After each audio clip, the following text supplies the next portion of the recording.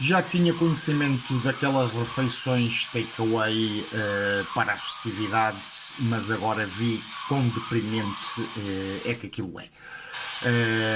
É muito triste ver um. Eu não como nada dessas merdas, mas é muito triste ver um bacalhau com batatas e couve dentro de uma covete, uma caixa de papelão tipo bolo rei ou um polvo alagareiro com a mesma apresentação. Eu quando era miúdo, estas alturas metiam piada, realmente era quando se cozinhava e estavam as pessoas em família a conviver, enquanto de volta dos tachos, e isto realmente é um bocado triste. O que é que falta inventarem a seguir?